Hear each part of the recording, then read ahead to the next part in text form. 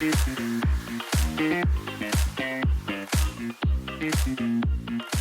and the Captain featuring Dr. Davis for our next episode of Running Amuck. Drew, today, what are we talking about? Today, we're going to discuss the ugly word, plantar fasciitis. I'm kidding. I see it as, I think, the number one diagnosed foot pain issue in the country, not necessarily in runners, but just in general. So we wanted to talk about it just a little bit. So, Dr. D, take over. Tell us what you see. Tell us what you think. Yeah, we see a lot of foot pain too. And pretty much everybody that comes in says, I have plantar fasciitis, and they don't really know what it is, but if they have anything pain below the knee, they feel like it's plantar fasciitis. And so we have to, that's the first order of business, is figuring out where is the pain actually coming from, because there's a lot of different things that can cause pain in the foot. So I guess kind of diving into it, we'll talk a little bit about plantar fascia issues and what we can do about that. But first, let's dive into what else can it be besides plantar fascia, and what even is the plantar fascia. So when we go through a diagnosis of the foot and ankle, the things, a non-traumatic diagnosis anyway, the things we want to sort of rule out are stress fractures, especially in the running population. The calcaneus, the heel bone, is a notorious area for a stress fracture. The metatarsals are areas that get fractured a lot as well in high distance runners or people who strike on the forefoot. So we always want to rule that stuff out first. And assuming we're not going down the stress fracture world, there's also something that can really mimic plantar fascia issues. And I don't really know what everybody calls it, but we've referred to it for a long time as just fat pad syndrome. And you have a kind of a thick fat pad on the bottom of your heel. And so sometimes that can be irritated or worn down or even sort of frayed away in certain areas. And that fat pad is meant to really protect the calcaneus when you make impact. And so if you've worn that thing down, or, you stepped on a big bad rock or something has irritated it, you can kind of bruise the calcaneus itself, or you can just not have as much protection when the ground hits your bone as you should. And so sometimes people have irritation in that plantar, or in that heel area, that's really coming from that, not from the plantar fascia itself. And there's a couple really easy tests, and even on yourself at home, if you're trying to figure out where your pain's coming from, if you kind of squeeze your heel and almost give yourself a little more fat on the bottom of your heel, and then push on the owie spot, and if it stops hurting as much, a lot of times it's really more of a fat pad problem than it is the actual plantar fascia. But if assuming that that's really you're still getting problems and you get a lot of pain when you move, you need to get in usually to get this diagnosed and figure it out, and really get to the root of things. But anyway, to the point on the fat pad thing though, if it does feel like the fat pad is what's going on, getting some of those just little squishy heel cup deals from like CVS or any of those, a lot of times can create a lot of relief. And it can be just sort of a temporary fix to help everything start to feel better and the inflammation to die down. And then eventually you can take those things out. So sometimes there's a really quick fix to solve a fat pad issue if it's not true plantar fascia pain. And then there are a lot of ligaments and tendons that cross the ankle joint and attach on the bottom of the foot. A lot of those tendons we've talked about in the past that are attached to muscles up in the shin, actually, that control pronation and supination. Sometimes those can be irritated and cause pain in the foot. So there's, like I say, there's some ferreting out of what needs to, or what actually is going on first. But assuming it's a true plantar fascia issue, kind of the sort of gold standard is that people usually have pain first thing in the morning. I guess let's talk about what the plantar fascia is first. So it's a big piece of connective tissue that attaches sort of at the base of the metatarsals here underneath the forefoot, stretches underneath the whole bottom of the foot and attaches to the front part of the heel bone or the calcaneus, like we were talking about. It's very important in the mechanism of the foot moving from pronation into supination. So like we've talked about in the past, pronation is when your foot gets flexible during the gait cycle and is allowed to absorb shock. Your ankle kind of rolls in. And then as you're moving into the push-off phase of the gait, or the explosive portion, you want your foot to resupinate and become rigid. Well, that transition point between pronation and supination is really driven by a lot of stuff in the upper body and in the hips, but it's also driven by movement of the plantar fascia through the big toe.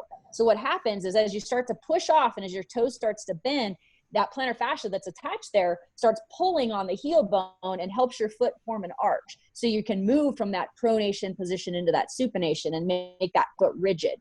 So one of the issues we see with plantar fascia all the time that's missed so often in the medical field is that if somebody doesn't have good toe range of motion, dorsiflexion or this motion in their big toe, then it's that windlass mechanism with the plantar fascia really gets it doesn't work the way it's supposed to, and so it can kind of yank in funny ways on that plantar fascia over time, and they can get a lot of pain from that. And so one of the things we always do in the clinic that I feel like is just missed out in the world is looking at that big toe range of motion and understanding how that looks and how it's affecting the foot and ankle mechanics in that transition point from supination to pronation. Because what tends to happen in the medical world is that you walk into an office with plantar fascia, true plantar fascia pain. They say, yep, you've got plantar fascia pain. Go home, roll yourself on an ice water bottle, rest, let's do some K-tape, let's wear compression sleeves, let's do some soft tissue work on your calf, which, some of that stuff can all be helpful, again, temporarily, but every time we've had these discussions together, we always talk about the fact that if you don't get to the root cause, you're not solving anything long-term. And so often that piece is really missed in looking at what the foot and ankle mechanics look like, is the big toe range of motion. So I'm sure you've got some stuff to add, so I'll shut up and let you talk for a minute, but that's kind of what we see. 27 minutes later, that's what we see in the clinic about plantar fascia issues. Yeah, I see it overdiagnosed all the time. Someone just has foot pain and it's not in that spot right where their plantar fascia inserts. If I shove on the bottom right in that insertion point and that lights them up, and then they tell me the classics: pain first in the morning, throughout the day it's not bad. If I sit down for an hour, I stand up and it hurts. Okay, you got yourself some plantar fasciitis is what most likely caused. But I see pain, further around on the side of the heel diagnosed as plantar fasciitis. Same. I see, midfoot in the middle of the arch, straight in the center of the arch, diagnosed plantar fasciitis. And there's a lot of, we could spend hours talking about what is causing it, but biomechanics. Are they pronating too much? Can they not control that pronation with their posterior tib? Is that posterior tibialis tendon the problem? And we could go on forever. I see a good incidence of the quadratus plantae muscle that no one's ever heard before. Right. Quadratus plantae causing the same kind of pain, similar as plantar fasciitis, just a little bit further up on the foot, closer into that arch. And they come in diagnosed with it, and they're like, yeah, the doctor told me I'm going to have pain for an entire year. And I say, oh, okay. And then, I work on that, work on mechanics, work on everything else. All of a sudden they feel great, and they think, like you said before, they think we're giving them a magic bullet or smearing awesome sauce everywhere. So, simple things like that. But I see that overdiagnosis of foot pain, plantar fasciitis, and it's a very, very frustrating injury for people because they usually struggle with it for a long time. And if they spin their wheels in kind of the traditional system, the usual way of things is maybe they'll get sent to PT. And if the PT happens to know something about mechanics, they're going to be very lucky, because then that means they'll probably go down this road like you and I have been talking about with solving some of the mechanical issues. But unfortunately, if they get into somebody's office who really doesn't understand it, or if they never get sent over to therapy in the first place, the traditional model is, let's do cortisone shots, which are ungodly painful and also don't last very long. And really, you shouldn't be getting multiple cortisone shots anyway, because it degrades tendon tissue. You don't want to do something like that long term. So what'll end up happening is they'll get these shots, then the pain will come back because the mechanics aren't fixed. They'll say, well, we don't want to do too many shots. Now your next option is we can go in there and surgically release the plantar fascia. Like, what the hell are we doing? That is a really important mechanism for the foot. Let's not just go chop it. Let's look at the mechanics. So it's a really frustrating injury that a lot of people are plagued with.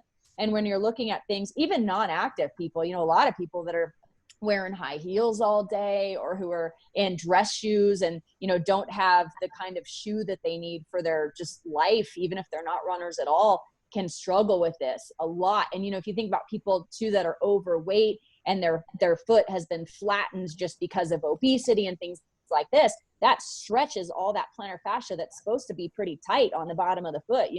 It's just like an IT band. You don't want that to be flexible. It's supposed to be a lever. And so when you want a lever to be tight so that it can pull on its other end when it needs to, plantar fascia is the same way. So it's not the concept of trying to, loosen it up and stretch it out and foam roll it and all that. It's not really solving the problem, because that's not what you want it to do.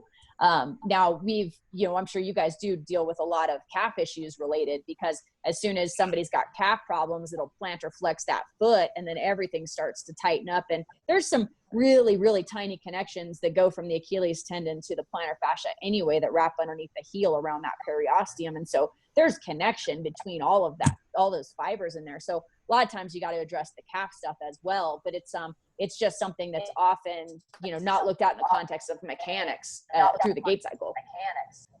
Yeah.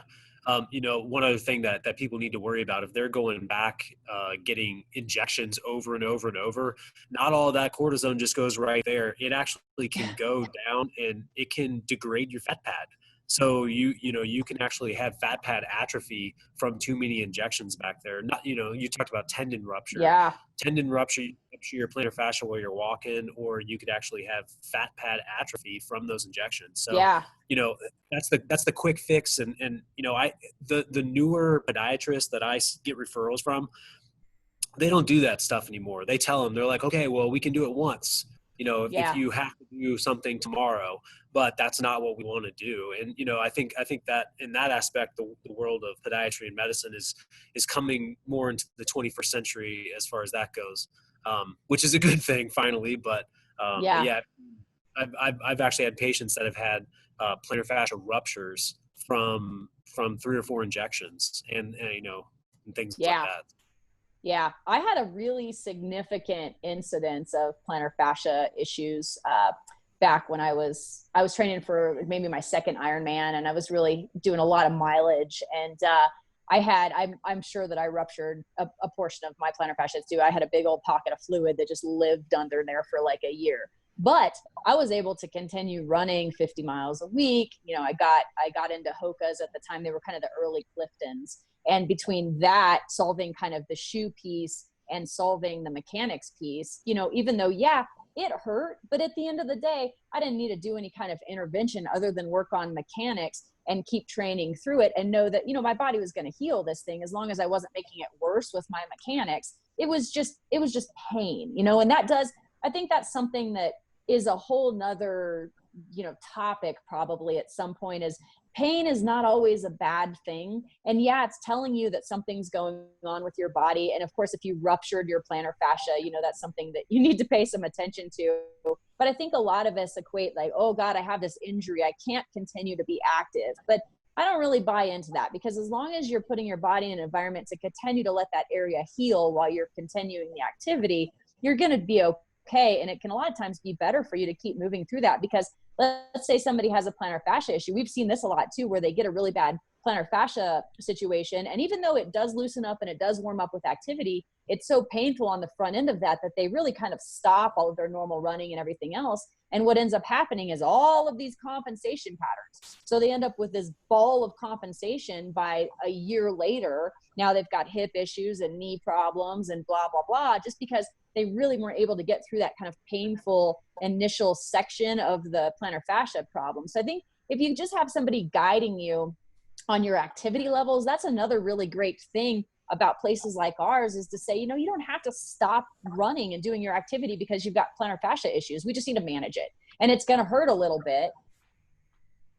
It's going to hurt a little bit at the beginning. But you're also going to, as long as we're working through the underlying problem, it's not a terrible thing to keep moving on it. And I think that's where having some guidance in this field by somebody who really understands these issues is an important part of the process. Well, and due to the limited blood supply that you're getting to the lower extremities anyways, that movement is going to be an important process to just get oxygenated blood into the area, which hand in hand is going to help recover the area as well. Right, exactly. So as long as you're working on the movement patterns and not, one thing people will do when they've got plantar fascia problems is offload, so they'll start walking on the outside of their foot because they're like, oh, I don't want to push through because it hurts. But as soon as you start doing that, think about what that's doing to you're putting all this stress on the metatarsals on the outside of their foot over and over and over. And then you're also creating a rotation in the tibia and affecting the way the knee and the hip are moving. And so you, by compensating for that pain on the inside of your foot, can be causing yourself long-term problems up top. So it's important that, yes, it might hurt, but if you can keep your mechanics normal, you're at least going to decrease the incidence of building all these compensation patterns. You just have to be managing the pain so it gets to a tolerable point. But you're exactly right. I mean, we need activity to be able to recover appropriately. Rest and activity both are super important. Well, another thing that you talked about, Dr. D, was foam or rolling. I've seen people almost use these blunt instruments very hard in nature and roll it along the bottom of their foot, and that ends up irritating that situation as well. I mean, if you do decide to do any type of rolling, it's a very give and take, and it probably should be a little bit of a softer material to just kind of create some of the blood flow rather than releasing that tense tendon.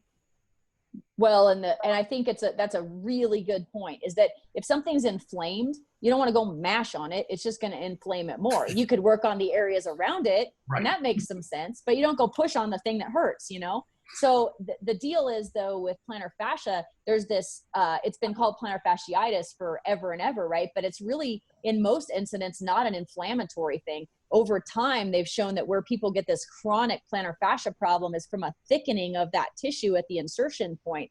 And so that's not the kind of thing that's going to respond to ice and anti-inflammatories and stuff anyway, because that's not even the root of the problem. And so understanding, is this an acute incident that just happened and you actually do have some itis or some inflammation there? Or is this a long-standing chronic recurring problem that's probably in the plantar fasciosis category, and it's more of a thickening at the tendon that needs to be solved through mechanics? Because once that tendon has thickened up, or that connective tissue is not really tendon, but once it's thickened up, it's not going to necessarily unthicken, but you can create a better environment for movement so it doesn't create pain. So really understanding where the patient is in the life cycle of this issue is an important part of how to manage it. Because foam rolling a plantar fasciosis problem might be an effective strategy, but rolling on a plantar fasciitis issue going to cause all kinds of problems and make things even worse. So I think that's a really good point, is to understand kind of where people are and manage the foam rolling piece accordingly. Now, like an ice water bottle, gently done with a plantar fasciitis problem, can at least help it feel better. We don't know if that it's going to have any actual effect. There's been a lot of evidence that has shown that ice doesn't do much of anything unless you're getting on an acute, if you blow out a knee, you need to get some ice on it to control the inflammation. But at the end of the day, inflammation is a healing process that you want to have happen in a controlled way. So just managing it appropriately is an important piece. I think that was a really good point to bring up. Yeah. My first question is always, how long have you had this? If they're talking a week or two, then I'm like, okay, this should go away quickly. Let's get rid of some of that active inflammation. But if they tell me it's 6 or 7 months down the road, I say, I use the same term, osis. It's not really an itis. Ice is not going to do anything for it. That dexamethasone that they want me to push in with my ontophoresis machine is really not going to do much for you. Right. But, we just kind of, sometimes we follow along with that, but I always prescribe, if we think it's 6 months, 8 months down the road, I will do some instrument assisted soft tissue to try to bring some new blood flow to the area if it's truly, what I think is an osis. And then I'll do some, at least some, you're doing it mechanically, kind of stressing that tendon to try to teach it how to be not tendon. I use tendon just like you did.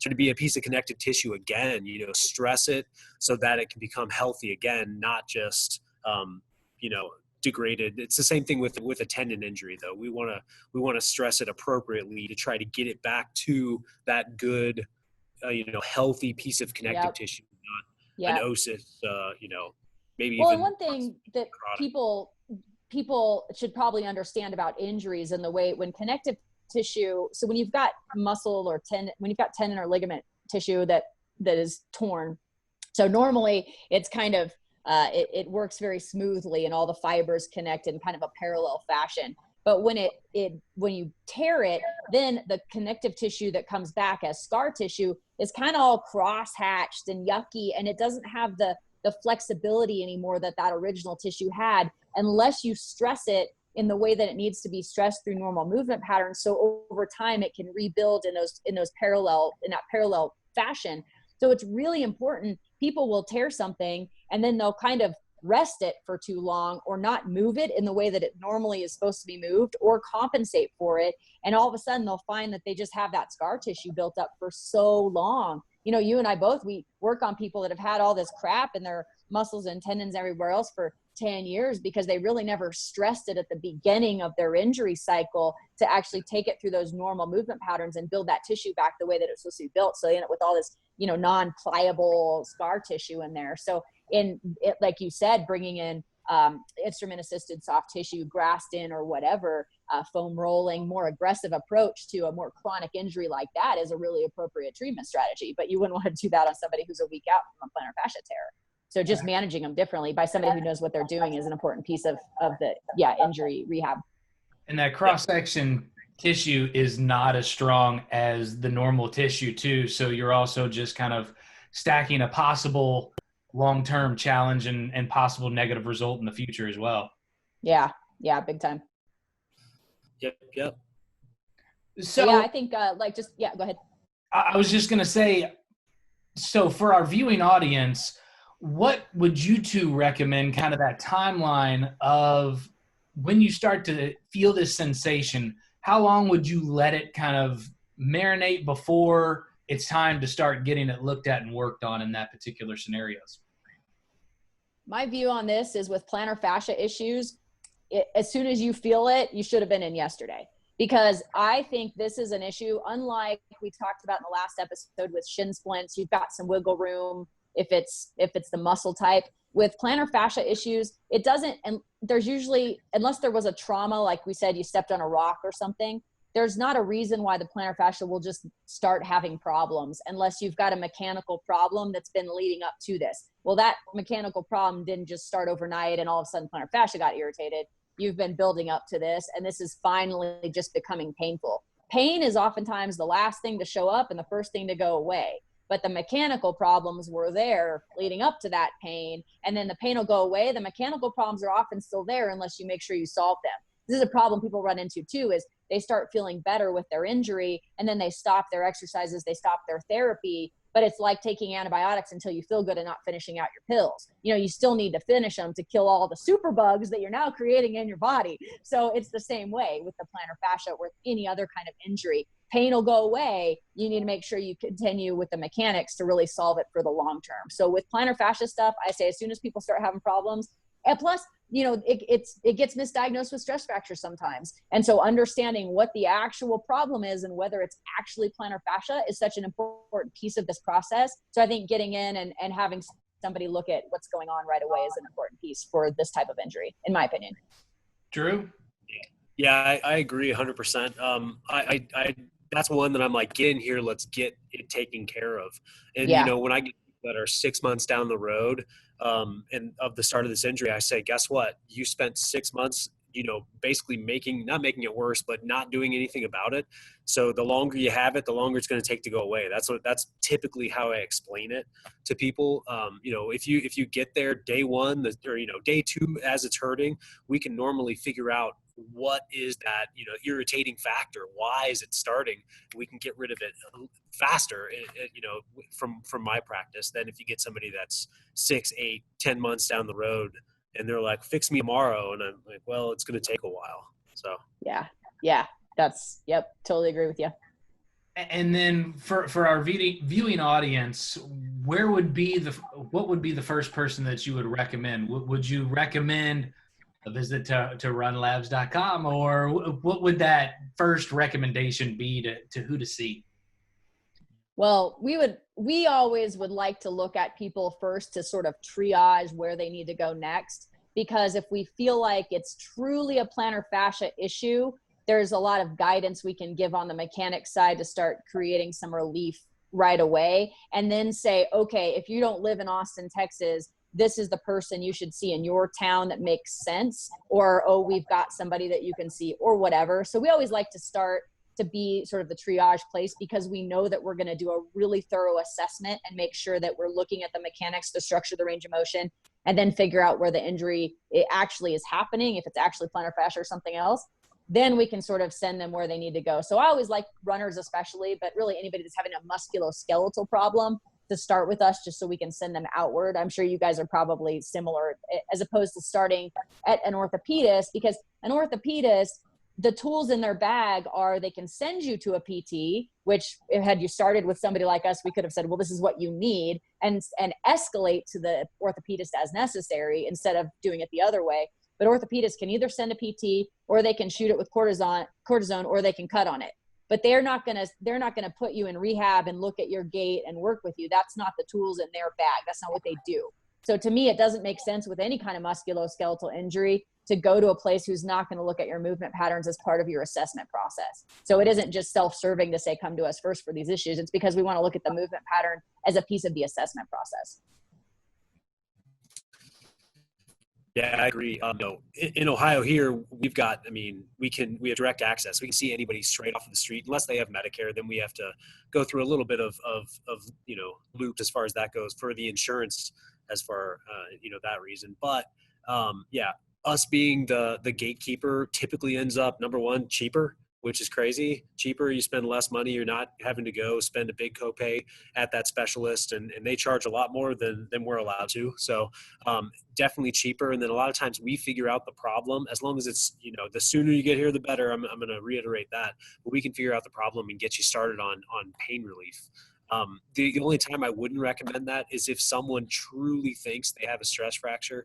Like we talked about, bone pain, it's getting worse every time they go out, every time they run, it's getting worse and worse and worse. If that's the case, then I've got a handful of podiatrists in this case that I recommend that are either also runners or understand running, that are not, that are not afraid. But, in our situation, I always tell people, reach out to me, call me, let's talk about it first. And we can decide whether it's appropriate for you to come see me first, or if you really do need to go somewhere else. Yeah, we're the same way. We'll do the same thing. If people will call us and ask us if we're the right place for them to start, or if they should start somewhere else. We've also got a big referral network across the country, because we do our virtual stuff. We do our stuff in Austin. We obviously work with people like you guys and do partnerships for on the ground care with people like yourselves. We also have a partnership with a company called Steady MD, who sees people virtually under medical services all over the country too. So if we, for instance, felt like an MD needed to be involved, we've got access to getting people to the right. We, like you, like to be the gatekeepers for these injuries, because we feel like we're going to at least put you with the right provider. Even if you don't need us, even if you need somebody else, we're going to send you to somebody who really does understand the running injury that you have, so that they're giving you the right kind of care, instead of just doing the old ultrasound and ice and all that stuff.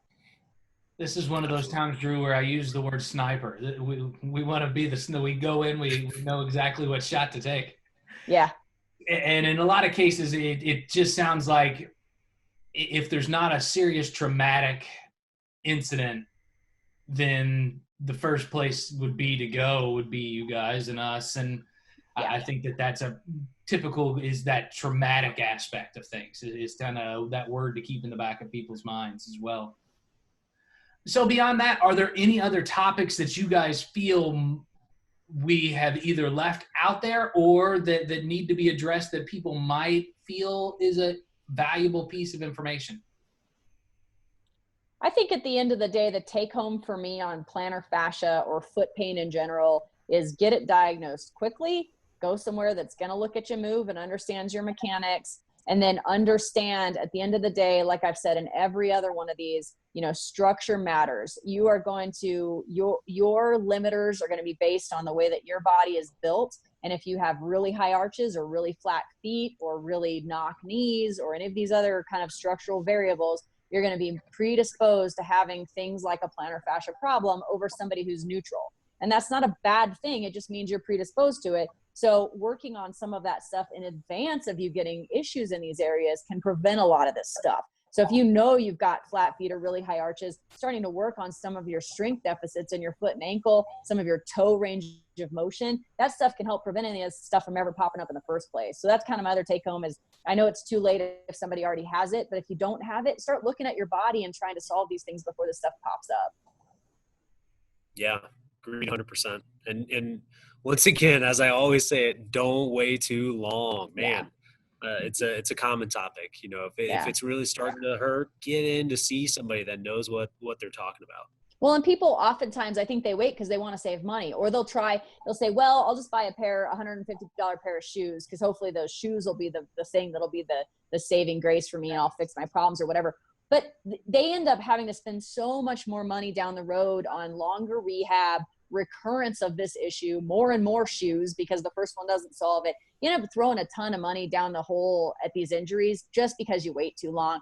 And like we'd already discussed, you can have so many repercussions and compensation patterns causing problems in other parts of the body that then you have to spend money on rehabbing those issues too. So this is a act fast situation because it's going to be cheaper for you in the long run to get on it real quick. And we all have our mental complications as well. And sometimes when us active individuals run into that span where we can't do what we enjoy, sometimes that increases our mental stress as well. So that can be a bad thing in the grand scheme of things as well. I don't know what you're talking about, actually. No idea. I mean, if it's not you, I'm sure everybody else obviously has not that me, thought. no, clearly. So, yeah. Dr. D, where can people find you? Great. So we've got 2 locations in Austin, Texas, and you can find us if you're in that area under runlabaustin.com, or you can reach us at 266-1000, 512. That's on our website as well. If you are anywhere outside of the Austin area, you can also access our services. We do everything we do virtually as well.